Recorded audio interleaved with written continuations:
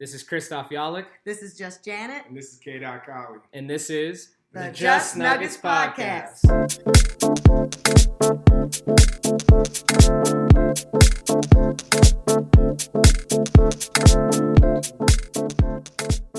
Happy Friday, everybody. We're back with another Just Nuggets Podcast. We're here with Christoph himself.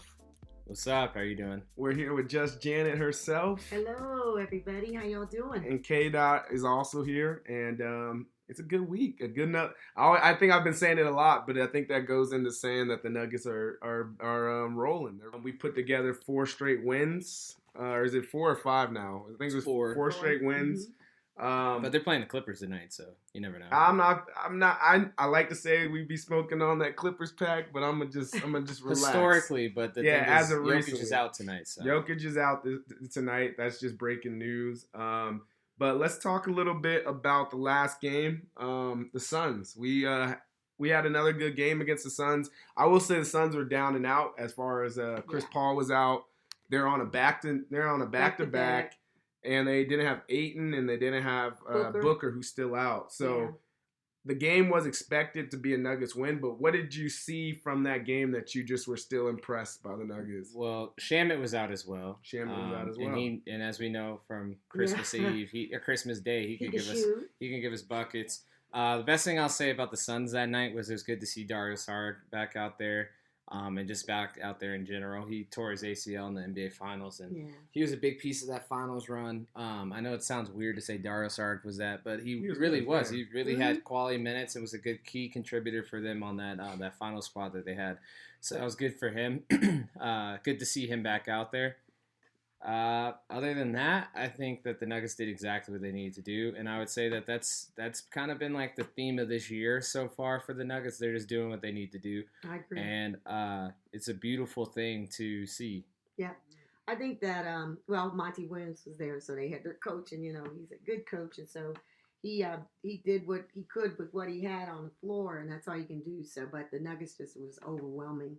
I think they sat the starters at least a good bit, if not all of the fourth, and the bench played. When that happens, you rest your starters, you get it. They just did what they had to do, and their defense. I know we're gonna get into that at some point. Is getting better. I think a lot. I think it feels like every man to a man on that team, they're playing better defense, and they're wanting to do it. And so that's always a good thing. What I would add to that game is. Bones Highlands had a really good stretch. He had, I think he led the team at halftime with almost like 17 or 18 points. Yeah, microwave.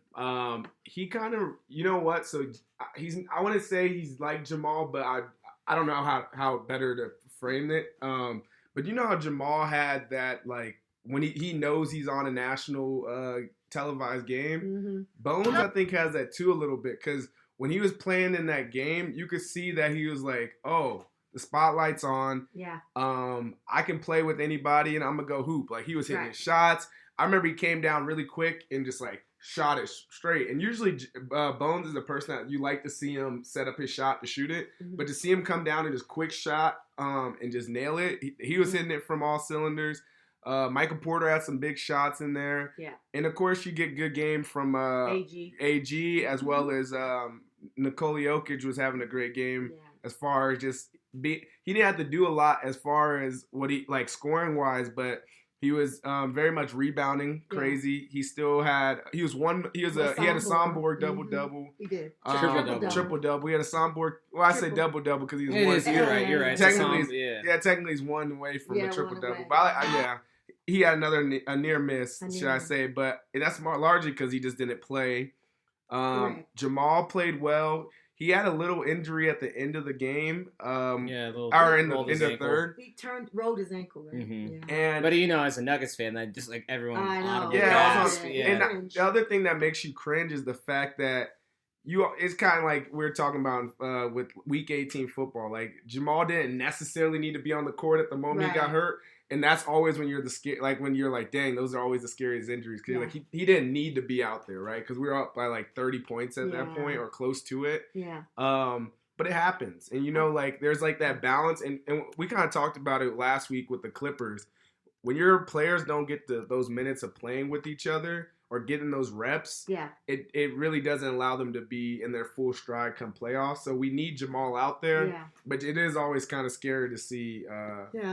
You got to treat him like he's healthy. Yeah. And healthy. Never had an injury. You can turn your ankle, so roll it. And, but that's just comes with the game. But it was a scary moment. It took pause because he's finally kind of coming back into it. And before we get to the Lakers game a little bit, I did agree with your Bones Highland point. He has that. Even when he had what was that? Was it against Memphis or it was on the TNT game a couple weeks ago? Oh, when he had the crazy layup, and he knew exactly where the camera was and make the. He has that like big time player in a big time game in a big time spot type of energy, and that's good because I feel like as we continue to go on throughout the season, the Nuggets are going to be playing more big time games with more eyeballs on them and more heightened scenarios. And in those scenarios, you want players that like Jamal or Bones Highland that are not going to run from that moment. And I will say this, it's a challenge a little bit if he ever listens to this. Michael Porter Jr. Step up in those moments as well because he's the key to the Nuggets being unstoppable. I think it's kind of stupid to say, but it is the truth. Well, he's the key to the Nuggets being unstoppable. We'll be good if he's good, but if he's really good, the Nuggets are unstoppable because then it's truly no team. There's really no holes because it's like it's a leaky faucet. Like if you plug it over here, this leak still comes out over here. We're all over the place, and because obviously you have Mr. Consistent in the middle, number 15, Nikola Jokic. Right. But then if you have MBJ playing at his level that we know he can, like the 26 in the first quarter versus Portland a couple years ago in the playoffs.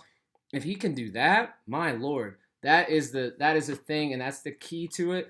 The only thing I can liken it to is my fantasy football team this last year is don't make any moves at the trade deadline. I think the only thing we can do is kind of ruin what we got going on unless something really big comes along.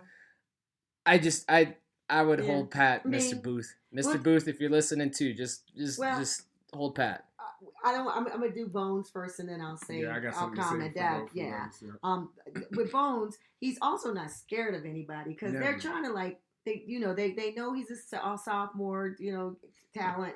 They know ask all Jaylen of that. Brown. Yeah, ask Jaylen Brown. And then I forget somebody on the Suns was trying to get in his face, and he just gets right in there with them. He's like, "No, you're not. I'm not gonna take it. I know what y'all trying to do, but y'all got the wrong person." And I've seen him even say that, voice it, when you read the lips. Yeah. He said, "You got the wrong person. You got he grew up hooping in the park. Yeah, right. And when you grew up, if you didn't know about how you park when you play in the park, it's a different type of hoops.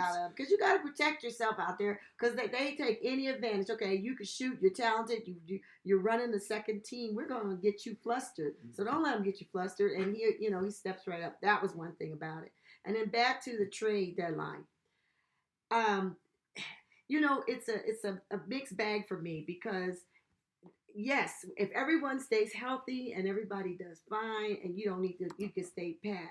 But if something happens to any of them, because you need them all, they're all critical pieces, it wouldn't be bad to have a backup. So if there's someone out there that you don't have to pay get pay a lot for, and you don't have to trade all your draft choices or whatever you got to do. But it's a reasonable trade, and they've been making those. Then do it. Yeah. I think I speak just Janet enough to know that if there's a team out there that will flip a good player for Zeke Naji, we'll take it. Is that what you just said? Yes. Okay. Yes. I just wanted to hear if I was translating correctly. Right. Because, the only reason why I would do Zeke Naji would be if we could get more of a bigger guy, a center backup or something too, because he's playing center now. And Zeke has raw talent in that with those. It's kind of like with Bobo this year. Mm-hmm. When you get a couple more minutes, you can actually develop a little bit. I was gonna say there's a bunch of Nuggets players that fit that criteria, and the majority of them play for the Magic. Yeah, RJ Hampton comes to mind when they just kind of like. Mm-hmm. You just get enough time on the court. Vanderbilt is probably the best of that scenario. Well, I'll throw out two names. I don't know how we get them, but I think we would be really cool to get at a trade deadline. Bogdan Bogdanović from Detroit. Currently, he's sitting there. They're gonna move him. We don't want to, you don't want to blow up a team for him. No. But if you can get him for a first round pick or a second round pick, I would do it. Literally, if we can get him for a first round pick on an expiring contract, that trade is he on a 1 year? I'll look that up because he just signed with them. Let me know about that. And then 2, this one will be harder, but again, this guy is a baller, and because me and Mom talked about this about as far as like getting the chemistry right, but Jordan Clarkson. Yeah, because Jordan Clarkson is a hooper, and I know you're saying where would he come in the lineup? Or does he take minutes from Bruce Brown and all that? But I'm saying at the end of the day, I think you could reasonably play Bones, Clarkson, Brown, Jeff Green when he gets healthy, and maybe one of the starters, and you still have a pretty solid team. 2 things. Bogdan. Bogdan. Thank you. Sorry. He's on a 2-year deal. He just signed before this season, so he has 1 more year remaining on his contract. So he would be available. So a year and a half essentially. Cap, And then to the 2 people I like. Let me say what I want to say. I like those 2 players. I think they would fit perfectly with the Denver Nuggets. Mm-hmm. I think that they don't solve the necessary solution. They're not a necessary solution for the problem that the Nuggets have. And your problem is, you think? The backup for Nikola Jokic. Oh, yeah. And I think we had it with Cousins. Yeah. I love DJ. I just don't think he's the backup. I would say what I love DJ about, I think he's just the quintessential vet that they need on that bench. Yeah, absolutely. He helps. He's a coach. He's that type of guy. Mm-hmm. And so it's like that element I do enjoy. But on the court, it's not the. Well, I love Coach Malone. It's not the Coach same. Malone, we can look at McGee. People who come in here that your job is, you would think, to be backing up Joker all the time, and he uses them all sparingly. Yeah. So, Cousins played a good bit last season. I guess he played more than most, but he had a relationship with Malone from another team, the Sacramento Kings, when they were there. So that helped. I mean, he already had broken that ice, and Malone probably trusted him more. I don't know how much he trusts. Najee's doing good to get the minutes he's been getting lately. And speaking of minutes, you're really looking at maybe Kankar as well. You're looking at maybe a 8-minute window of basketball that's really being played when Joker's off the bench. Like Joker plays all of the first. Right, but he plays he plays 10 minutes of the first. Those last 2 minutes he might not play, and then he's coming back in at the 8-minute mark. That's just how it's been the last 2 years. Like he comes in around like the 8-minute mark, and then again in the third quarter he plays basically all the third and comes in around the 8-minute mark. So you're saying, we're asking the real question is, can a player play meaningful minutes in that 8-minute window? And we need for him to play. And then outside of the third as well. Yes, and those are minutes they can get. Yeah, I think tonight will be a good showing of this conversation. This conversation. Jokic won't be there tonight. Yeah. If the Nuggets win, fantastic. If they lose, it's whatever. But it's also the same concept. It's like you'll get to see what that whole looks like in their lineup. Well, forward to the playoffs. Let me cherry on top it really fast. Is that I do think that both Clarkson and Bogdanovich would be excellent additions. Of course. Yeah. Well, fast forward then to the playoffs and same conversation about this backup. I just think that it depends on what team you got. In those days when we had those big tall trees that the Lakers had and all of that, you need to have some backups at that center position, all right, on your bench, whether it's DJ and Najee. So if you trade Najee away for that and you don't get a big guy or a power forward type that can do both, then we don't need to do it. Well, it just depends. Let's look at the West. You have the Suns. If we're just talking about teams may play at, because if the Nuggets stay at the 1 or 2 spot, you're looking at the Suns as a potential first matchup. They have Ayton, but Ayton's going to go out the same time as Joker. Yeah. Who comes in after that? So, you said Sarr. Yeah, he's working his way back He might be right there. I'm willing to put... They have Biyombo as well. I'm willing to probably play the Zach Collins role from a few years ago and just hack. Exactly. I'm willing to play Jeff Green on either one of those guys without an issue. I'm willing to play DJ on him. Yeah. Or Najee in that instance. Yeah. We may play Golden State. That is the sense of we're playing perimeter basketball, so we're gonna have to go small anyways. None of those guys will really play large minutes in a series like that. I think And then last one, maybe you play Kings, Utah I think you or the Kings. Kings or Trailblazers. Well, Utah used to be. Obviously, you want to play the Kings. So, you know. Yeah. Kings do. I honestly, over the last 2 years, the Kings have matched up pretty well versus the Nuggets. Well, I say all that to say, like, that's those minutes. Yes. We're talking about 8-minute windows in the regular season. The playoffs, that's more of a 6-minute window. Yeah.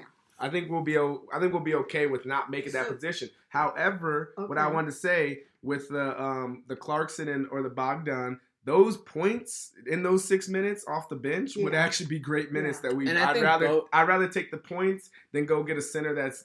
Yeah. In both of those cases, they can get hot.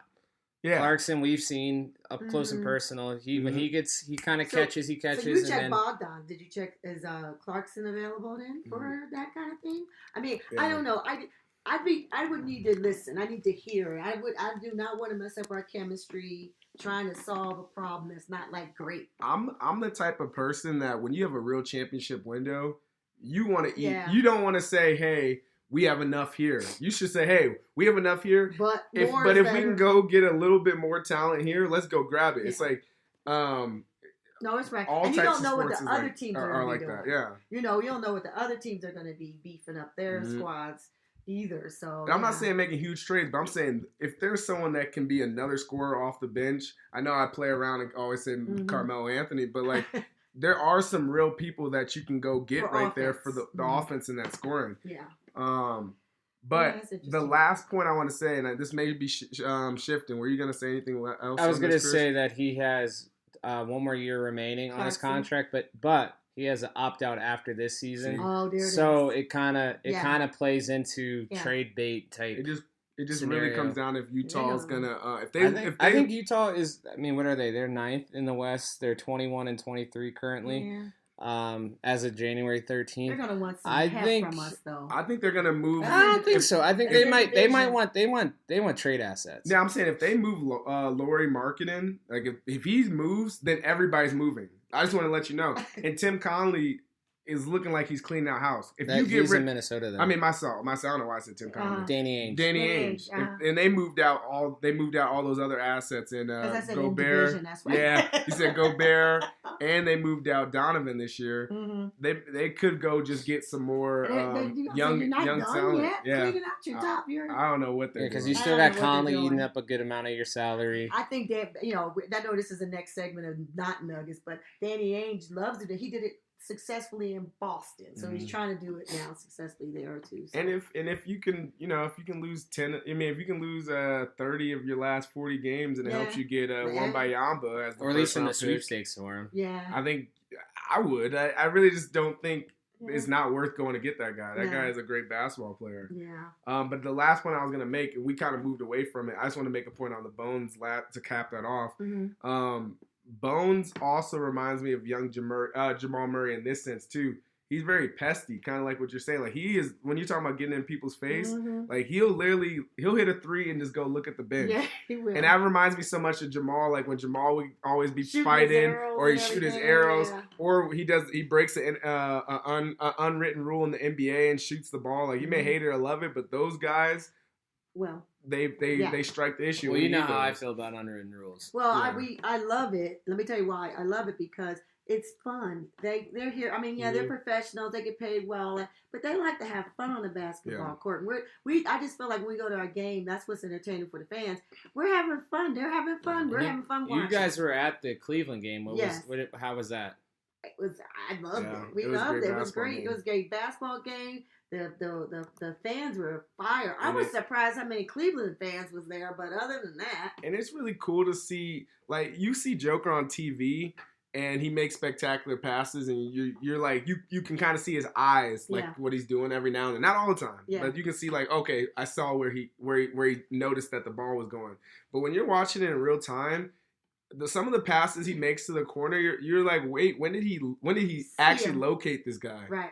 And just to see, he had maybe one in pass. practice when and that's what I'm hoping. He knows the sets and he knows where someone should be. That is a great answer if that's true too, because that means everybody knows where to do and what to go and how to play with each other.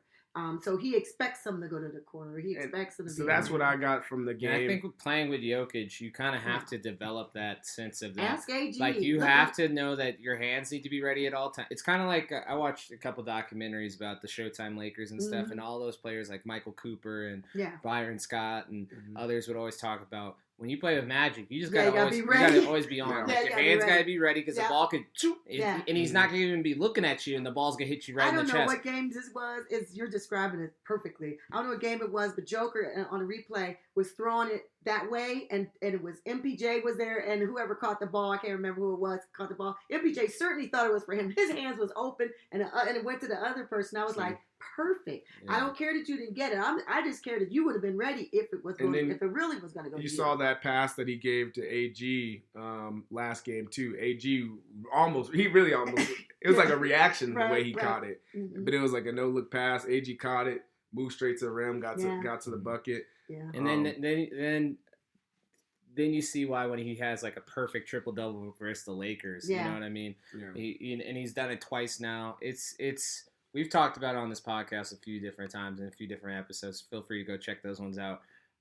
It's like we need as Nuggets fans to like just appreciate the fact that this is going on right now. Watching greatness. It's like you're truly watching one of the best players that ever played the game. Yes. And it doesn't matter if he can, like Stephen A. Oh, he can't jump over onto a curb. It doesn't matter if he can't do it. Yeah. He has eyes on the back of his head. He makes the best reads. He has a little soft body. Yeah, he has a soft body. He could take over. He could give you 40 and he could give you 14. Yeah. And both times it was like so dominating. He's impactful. So it's like, it's just don't take it for granted. And I think that's what a lot of the national media is now starting to see. Yeah. And they're starting to give him love. And they always attach 3 letters to his dominance and his ability. The letters that shall not be spoken in this regard. I mean, I'll say one of them. He's very valuable to the Nuggets. Right. You'll see that tonight when you watch them versus the Clippers. Yeah. It doesn't work. But you'll see it in Brooklyn when I know that's a little tease, but like you'll see it in Brooklyn when KD's not on the court. Yeah. Or the Lakers have seen it when AD and Bron are not on the court, or the Suns with Booker and all them. It's like, duh, dog. Yeah. Duh, he's very valuable to this team. But it's like, I'm happy to see that we're finally getting the national attention that they deserve. And I hope now that we're in the conversation, it's like on like the top 3 things you talk about in the NBA. It's not only about, oh, well, he won it's truly like, how did Bruce Brown play tonight? How has he been impactful? KCP was plus 26 last game, plus minus. So it's like the Nuggets are they're well-rounded. Yes, Nikola Jokic is him. He's him. But everything else around him is clicking, it's ticking, and I think that you do yourself a disservice talking about the Nuggets and not talking about the team. If you only revolve around Nikola Jokic, you're not watching the same basketball team I'm watching. Yeah, but you have to just give them a little time. Yeah. Because they're late. I mean, they're late a lot of different people doing it too. But they're late to the party, and I'll say this in this regard.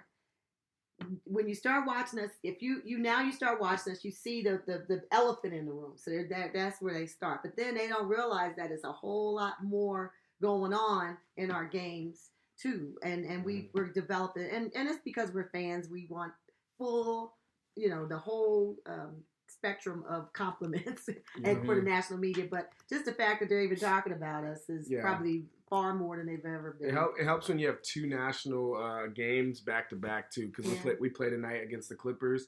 I would say the only thing about the MVP thing is the fact that he said the words. He did. I did, and this is the reason why. I'm like, if you're a voter and the only reason you don't pick Joker is because of voter fatigue, or he can't be in a conversation with Bird or Bill Russell, that's lazy thinking, especially when you say, oh, he hasn't won in the playoffs.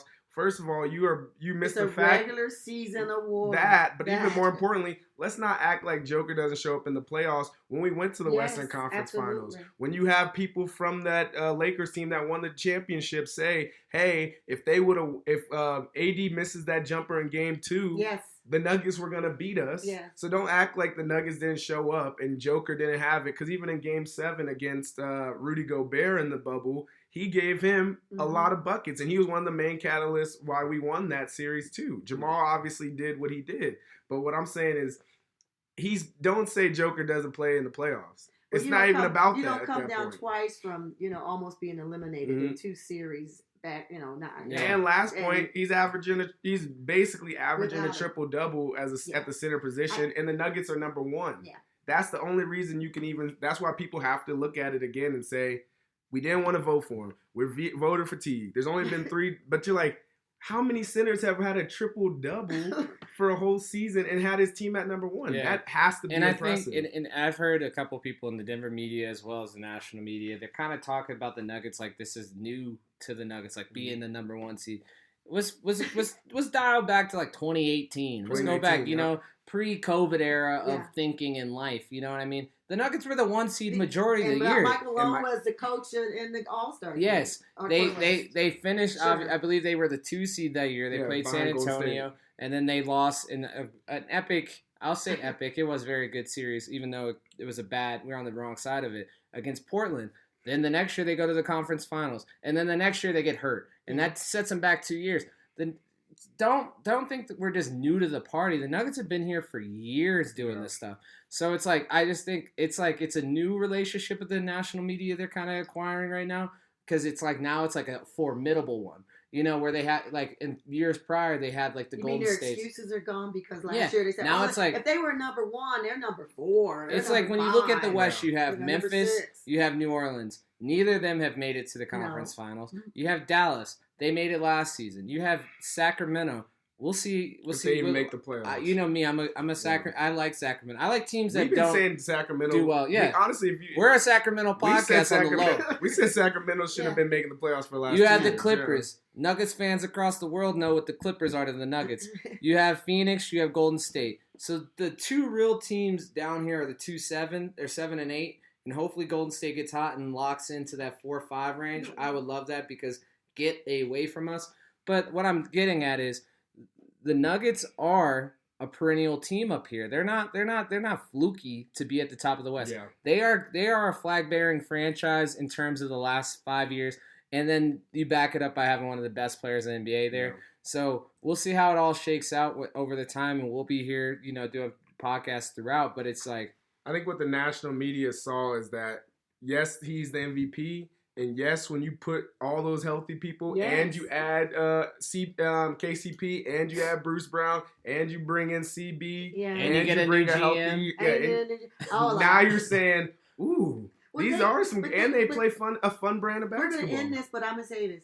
But they were saying that last year. Oh, the Nuggets are good, but if they had Jamal and MPJ healthy, look what they could be. Well, they are here now, and that's why we're where we are. And you can't help. Well, I say it's good that we're talking about national because that can help us move into the not Nuggets this week. I wanted to talk a little bit about Luka versus Bron, and of course the game. You can talk about the game specifically how these guys played, but I think the officiating was very bad in that game. Yeah. Extraordinary bad. I watched the clip where LeBron's going to the hole and people are like, oh, he didn't get fouled on the shot. But if you look at it, the guy just like moves his elbow straight down on LeBron's going up. I saw the highlights, but the first going into the first overtime, to me that was the most egregious foul going into that. Yeah. That was just a clearly foul. Should have been a 3-point shot foul. And then would it, they wouldn't maybe have to be in overtime, but. Mark Cuban even was tweeting today. He said that Luka's and I'm like, come on, bro. Because being a Nuggets fan and seeing who the fouls Joker doesn't get. Of course. But he said Luka is one of the most disrespected because he doesn't get all the fouls he gets and all that. I was like, come on. We got one here. We got one. We have one. I know. I just wanted to say in the sense of I'm just saying Luka it was bad reffing and they do and me and Chris always make a joke more for football, but it's like. Hey, games like that don't get you in coach reffing in the finals. So right. They definitely this crew is definitely gonna have to be looked at. My thing is, and it was LA, so it's a big deal in LA. Oh my god! I'll say this to your point you just said, or I guess it's Mark Cuban's point. Like Luka does, they shot 17 free throws last night. Luka shot 7. He hit 3. So if even when you get to the line, make your free throws and maybe you don't even go to double overtime. You know what I mean? So I think all they gotta do is look at. I'm just gonna use Joker as an example. All they gotta do is look at Joker's body at the end of a game. And he has scratches and next to all over himself. And he didn't get as many fouls as those scratches. I think it's a very last night was egregious.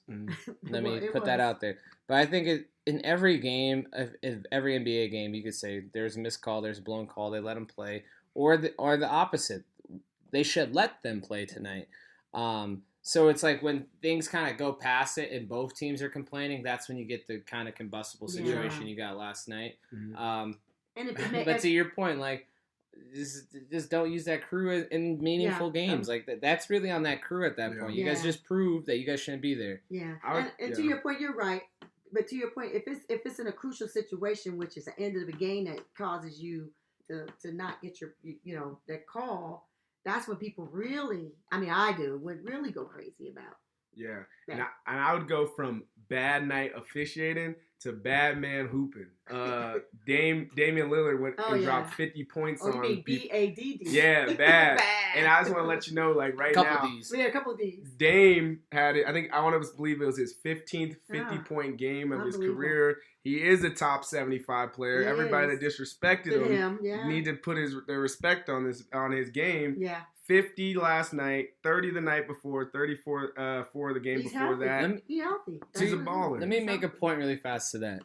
I remember I was watching like Inside the NBA or something around the TNT crew, right? And they were talking about the NBA 50. This is pre-75. So it was a few years ago. And Shaq was saying that he didn't think he deserved to be on the 50. Because I think the 50 came out and he was like only in like year 3 or 4 or something like that. And they put him on the 50 list. Yeah. And he's like, there's players like Dominique Wilkins and Nuggets guy, Alec English, and all these other players that didn't make the 50 that he said, I wasn't deserving. I was too young and stuff. And then Kenny stopped him and said, but they got it right because they saw what you were about to become. And I think with Damian Lillard, although he has an impressive resume prior to being on that 75 team, we know what you are, what you've done, but we know where you could go as well. So it's like all the pushback he was getting from 75, I agree with you. He's one of the best players ever. You can see the 55, the double nickel he dropped on the Nuggets a couple years ago in the playoffs. You know what I mean? Where he just couldn't miss. Yeah. There's only a few players, and last night, in the last couple, he's had 30 points, 50 points last night, the game before that 30, the game before that 34. So when he starts doing stuff like this, just look out. You know what I mean? And in the image that comes to mind, having said that, is Austin Rivers when he just throws up his hands and says, "Thank God" when he missed it. Remember that? Oh man, he misses one shot. He's like, "Thank God," because in that all thought that. Austin Rivers is every fan and every defender when Dame gets into that mode, and Dame keeps doing that. You know how I feel about the Portland Trailblazers, but like. It's great to watch great players have great moments. I don't care how bad Portland plays. If Dame's on that court, you don't circle that as a guaranteed win. Because Dame can go for 60 if he wants to. And we see them in we play the Clippers, Orlando, and in Portland. So we'll see them this week. And I guess from a bad man to bad injury, we'll go over to KD. And I'm so sad about that. Because when you really think about it. They have been playing some exceptional basketball. They were hitting stride. What did their win streak end at? 14 games? I'll have to check that. But as far as the injury of KD, it's just like it's just not a good injury at where they're heading right now. Yeah. Seems like he'll be back in about a month, or he'll be able to get closer to playing in a month. But you just don't. I think with the NBA. And we saw Curry come back this week. You just love when their best players get to play. Yeah. And not seeing KD on the court, it's not fun. It ended at 12. I think Brooklyn is playing well enough right now, and they play in the East. I know the East is very top heavy, but it's still the East, and I think. But even though they have a West Coast swing coming up here now, so I think they'll be tested. And then Brooklyn does. Yep, they have a West Coast little swing here, so that's gonna be tough. Hopefully, he's not out for too long. I think Kyrie. I think they're playing well enough as a unit that they can suffice. I think they can win probably 75%, maybe 60% in the next couple games without him. If they do that, they stay right where they need to be, and and just wish him a speedy recovery because I think like you just said, the league is better when players are playing at their best and they're healthy. And I think their coaches especially if they rally through this next month, I think he honestly should be up for a coach of the year. Really? Yeah, because if you think about it, Steve Nash gets fired. Mm-hmm. Is it Vasily? Is that his last? No, it's Jacques Vaughn. Jacques Vaughn. Okay. He takes over as the team's head coach, and they've been winning. Like Chris said, went on a big winning streak. Yeah. And now they're in one of the top positions in the East. And they started the season 1-5. Yeah. So and he's been playing. I mean, obviously being 10 games in there, being a Nuggets fan, and if we keep at the 1, I think Mike Malone should be in the conversation too. But I was just saying, as far as giving someone their flowers, I think Jacques Vaughn should definitely get it. Yeah, I would say I don't know off the top of my head, New Orleans' head coach. He's probably got to be up there in contention as well. Yeah. He's got them playing very well. But yeah, Mike Malone's definitely in that conversation. But I would say Jacques Vaughn's probably leading that charge. Yeah, I just say from the Just Nuggets podcast, KD, heal up, and we're rooting for you. Rooting for you. Let's go into the 2 minutes remaining. 2 minutes remaining. 2 minutes remaining.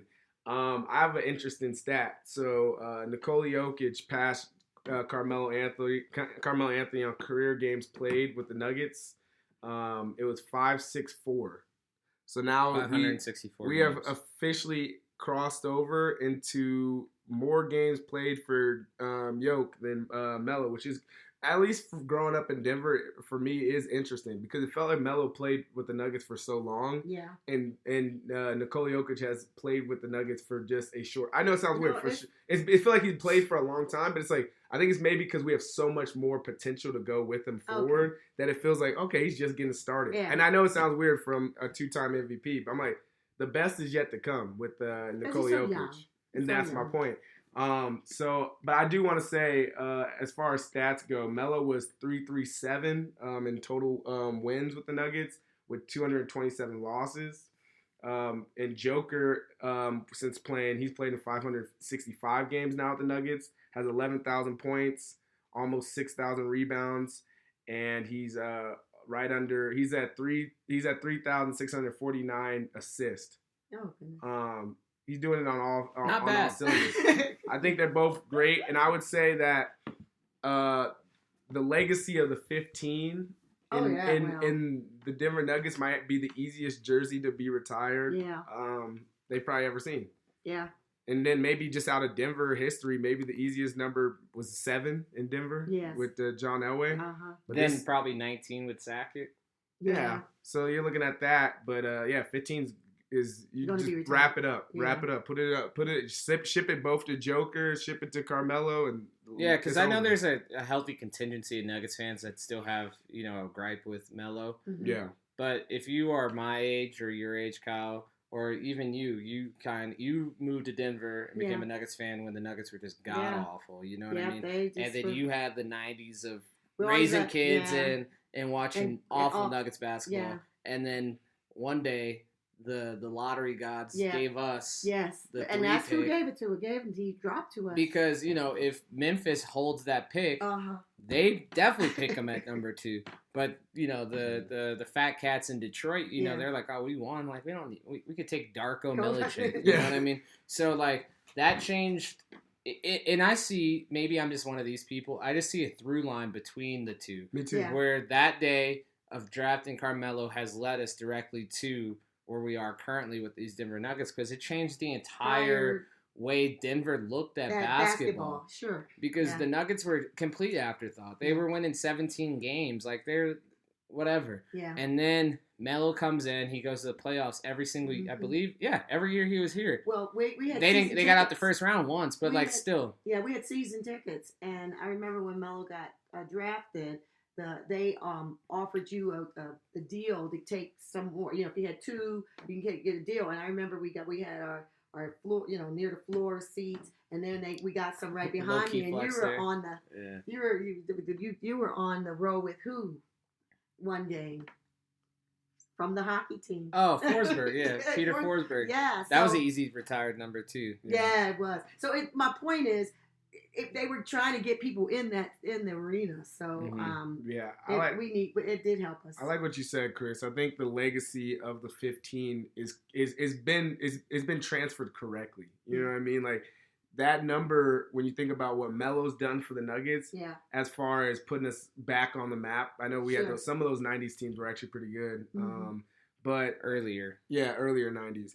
But then to put us on the map, we have a little bit of a lull. But in that lull, we get the new, like obviously the best Nugget that's ever worn a jersey now. We get that in that lull of Carmelo going away and us changing up. And George Karl had some great years with us. Absolutely. That little lull produces Nikola Jokic. It produces Jamal Murray. It produces Gary Harris, who had great years with the Nuggets. So you really do appreciate people that wear 15 in Denver. Right? That's what I'd say. But it's a cool stat, and I just thought it was really cool that we could bring to the podcast. I'm excited for tonight's game, only for the sense, like, you don't like to see Joker out, but I know he needs rest. He needs rest. And you do also say, hey, who's going to step up tonight? Well, we know the starters are going to step up, but who's from the bench is going to step up? I don't know if you guys looked at it. Is Kawhi going to play? Is PG going to play? I mean, if we're being honest, like, the Clippers owe us a throttling. You know what I mean? Yeah. Like, that the Nuggets should, in a perfect realm, get the brakes blown off of them tonight. And they should lose by, like, 20-25 if the Clippers have any mojo. Yeah. But, like, I've seen the Clippers go, and when I say Clippers, I only mean two players. I've seen them go, 0 for 11 in the fourth quarter of a Game 7. Yeah. You know what I mean? I've seen them have combined 22 points a couple weeks ago or something like that. Like, but Kawhi is playing well, and the Nuggets are on the road. That's my boy, I do think that the Nuggets are in a tough spot tonight. But hopefully we get good Jamal Murray, and I hope we get good Michael Porter Jr. And if we get that, and you have Bone Showcase on ESPN. And Bruce Brown and KCP and AG. Yeah, it's a win by committee. I mean, you know, it's gonna have to. And we talked about this all the time last season, pre-podcast. But it's like, when will Jokic has done so much. I know. Can you get without y'all? Can y'all pick this man up? Yep. Lord, have mercy, please. Just give him one good game. It's like T'Challa. Get that man a suit. Get that man a shield. Get that man a shield. I'm saying, give that man his shield, bro. Like, let him ice his wrist, take a night off, and just play. Yeah. Just play well. I don't know. Happen. I'm not betting, but I think they will win tonight. Yeah. Do you think he takes 2 games off? Because I'm looking at it, they got home versus Orlando. Yeah. I mean, we're taking a couple games. Well, we got what is that? 4 or 5 games at home. I mean, we got Orlando. Yeah, you can take. I mean, I'm just looking at the schedule. Portland, if he's out tonight, that's definitive. Yeah. Same with Jamal. Why not rest? Why don't you take a long weekend? Yeah. You know, don't play tonight. Don't play Sunday. Yeah. To be ready for Tuesday when Portland comes to town. I think that I don't know. Yeah. We'll see how it shakes out. But if I was Yoke, I would It's kind of hurting. I'd ice up a little bit. Yeah, ice up a little bit. Take 2 days off and keep going. And Jamal's ankle. I was letting him rest too. Michael Porter rest too. Honestly, if we can let the trio, Yeah, because even if you do that, like, what will you be? You'll be. Or it'll be You'll be 28-15 at the worst. Yeah, I know. Teams would kill to be 28-15. Yeah, I know. The only thing is that at best you're 30-13. I have a dream that Malone could be the coach at the All-Star game. That'd be cool. I want to keep in that spot so he could get it. Well, part of because Joker said he wanted to be like Tim Duncan. Part of being like the Spurs is getting your low management rested, right, so you can continue winning those games. Well, these are facts. Now I was gonna make a joke and say, that's my boy, Playoff P. Oh yeah, I love me some Playoff P. That's my guy. I hope he doesn't show. That's part of Playoff P. At least he's playing against the Nuggets. Yeah, exactly. It's been a great episode, and this actually has been our longest one. I think it just was so much great content and good conversations today. So you all can find us on Just Nuggets Pod on Twitter, and you can find us on Spotify on this episode. And can't wait to talk with y'all next week. Yeah, I have 2 words for you. Go Nuggets. Yes, sir. Go Nuggets. Take care, everybody.